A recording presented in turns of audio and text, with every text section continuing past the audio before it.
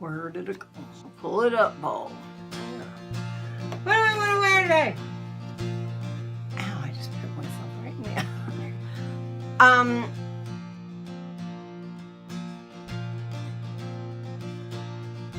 Hi everybody, it's PJ, and I wanted to talk to you about something that keeps coming up. It keeps creeping into all of our talks. And there's actually two things. One is going to be cheating, which I'm not going to go over tonight. I really want to get that down to like an art. But the second one is how to tell if he's really into you or not. And there is a way. When you're talking about human beings, and I actually teach this to all my marketing classes, there's three things that you can put everything in your life in that category. One is values, valuables, or value systems. And if you look at that across the board, that is how you can pretty much categorize everything in your life. Is it a value? Is it a valuable? Or are you using it as a value system? If you look at every single thing in your life, you can put it in those kind of like contexts, okay? So let's go from there. Mostly what we're going to be talking about is value systems. Now, value systems on a woman, even if, like, you have to look at it this way, even if she never plans to have children, never plans to get married, that doesn't matter to the animal human. The animal human is always going to try and figure out a way to procreate, because that's like actually what all of our little creatures, our little squirrels, everybody's here for, right? So, and for a woman, it is to present yourself as healthy and attractive. And that is why, like, all the ad companies know this, and they just absolutely like use it against you. They sell us all this products, these, you know, everything they can, because there is this internal animal in us that says we have to get chosen by a mate and procreate to have children, even if that's not what we want to do with our life, okay? It's still in here, which is why young women are like the number one buyers of makeup and clothing and fashion. This is who we are as human animals. So a woman's value systems, when they're younger, before they're married, it starts out with one thing. It starts out with looks. How do I look? How do I present myself to the world? That's how you value yourself, which is why women get in trouble with like bulimia and all that stuff, and anorexia and all the shaming and this and that, because inside, deep inside, even if we don't admit it, even if we don't want to use it, females need to look a certain way in order to gain the affections of the male. Men are easy. Men are the hunter-gatherers. So women are, now I know that sounds so sexist, and I'm sorry. I'm really sorry, because I'm not trying to sound sexist. But women are, before children, are looks. I'll prove it. You know how women, you'll know somebody and she's beautiful, eyes on fleek, nails on fleek, body beautiful, spends most of her life being beautiful, okay? Then she gets married. She remains beautiful, okay? She buys a beautiful, they buy a beautiful house together and whatnot. Then she has a kid. And her value systems change.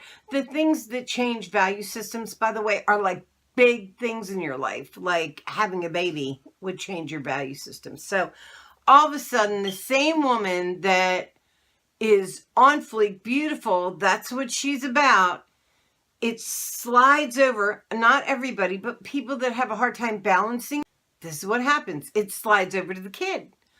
The kid is beautiful. He's immaculate. The shine on him is amazing.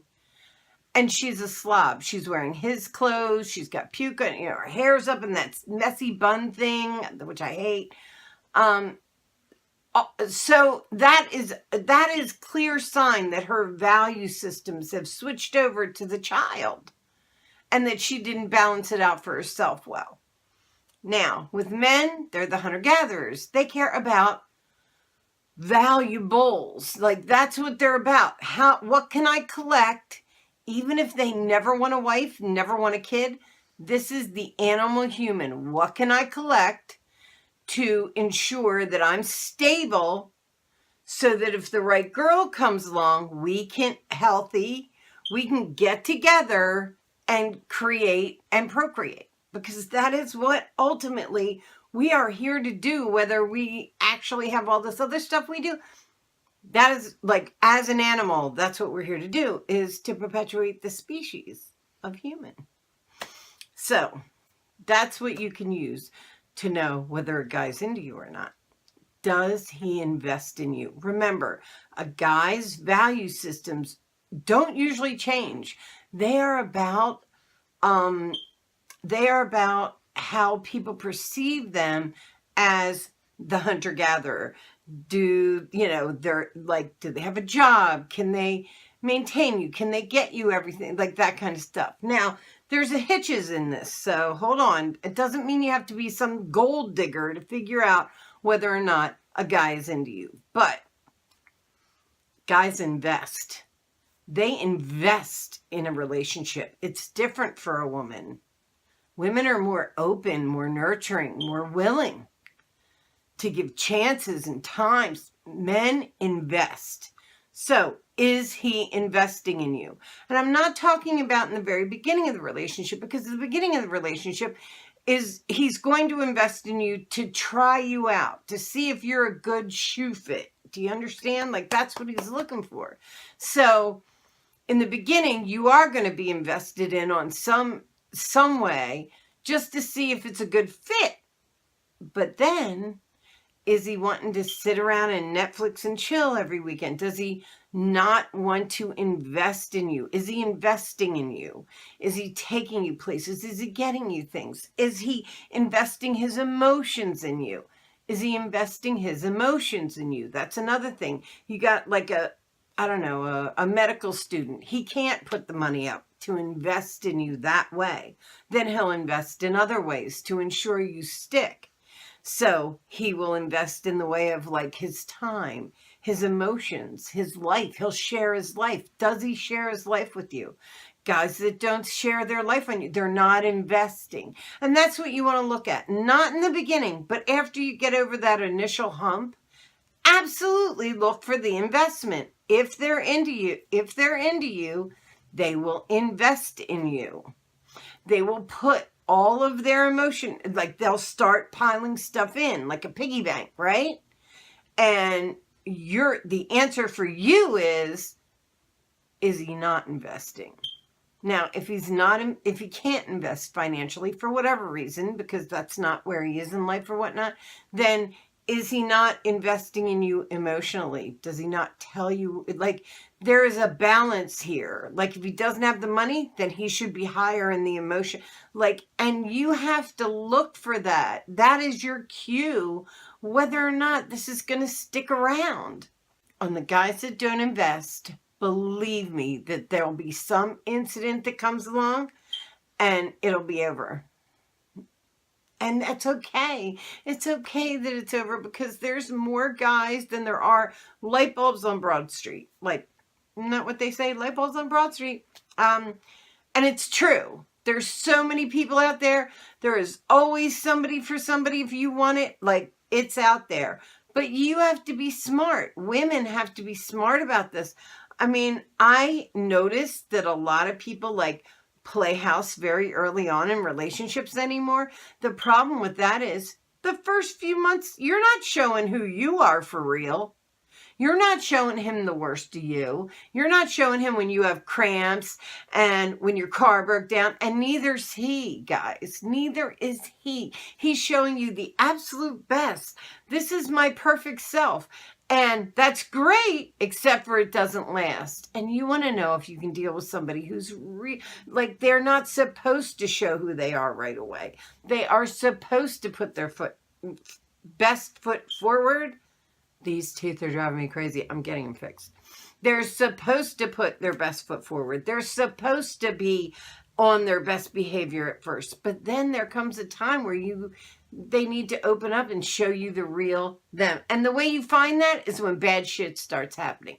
When cars break down, when the bank overdraws, whatever it is that's going to make him insane, you want to see that before you commit to this.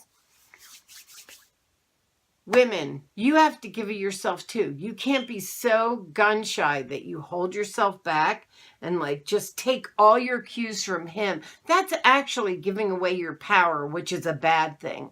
Okay, so now we know. How are you going to tell if he's into you? Is he investing? Is he investing emotionally or financially, or even with ideas and hopes and dreams, his family? There's lots of stuff he can invest. But is he? Because if he's not, then he's just not that into you. That's all there is to it. He's just playing around until something else comes along. And you should get out of there before you get hurt. Now, women, men, now you're in this relationship, right? And he's investing and you're investing. It should go next level fairly quickly once you get to know the real person. So once you start seeing the real them, and if that's okay with you, if you're all right with that, if there's nothing wrong with them, you like all his, you should like somebody in like because of their quirky, weird, bad side, not in spite of it. That's always going to end you up in a bad place. Now, so now you guys like each other. Then there should be the next step, and that is sharing that investment together. So now, finances doesn't matter, because if your tire is blown out and he has the money, he's just going to pay for it, not care. Like, it doesn't matter anymore. It isn't a him or her thing anymore. It's a us thing, us against the world. Because ultimately, isn't that what we all want? Is somebody that's like us against the world? I've had that in my life twice. It's awesome. And things can tear it down, but it's awesome when you have it. Here's another thing. Then that second, when you start sharing your life in this, that's when you talk about monogamy, not before. That's another thing he should be sharing. That's another thing he should be investing in. And you as well. Are you guys monogamous? That's an investment. That's your time taken away from somebody else that you could get serious with. That's an investment of you. Do you understand the idea? So make sure that you have that conversation. Do you know how many women I've talked to that are like, oh my God, he's cheating. He cheated on me last weekend. And I say, oh, were you guys monogamous? Well, I was. Well, that doesn't make you monogamous. Monogamy is something you actually have a conversation about. I'm not going to see anybody anymore. Hey, me either. Okay, great. We're together now. That's level 2 of relationships. You start sharing rather than investing. You share in that investment, and you let each other know that you're monogamous. That's an investment, a huge investment of your time. Time is precious. And if you're going to give it up for him, make sure he's going to have a conversation. Just don't say, well, we're not seeing anybody else, so we must be monogamous. That's not how monogamy works. It is a meeting of the minds. Okay, guys, so that is my advice to people who are wondering, is he really going to be the one? Am I going to keep him? Is this going to turn into something? Those are your clues to know whether or not you should be investing. Okay? I love you guys. If you'd like to follow me down the rabbit hole that is my life, hit the button down below and subscribe. Give me a thumbs up. If you like these kind of videos, thumbs down. If you don't, either way, gotcha. Watching me manifest something wonderful in your life. Like a really good, committed, monogamous, investing, long-term, sharing, lovely, beautiful relationship. And if you don't get it on this one, no, you will get it on the next one, because there's always somebody out there. I love you guys. Bye.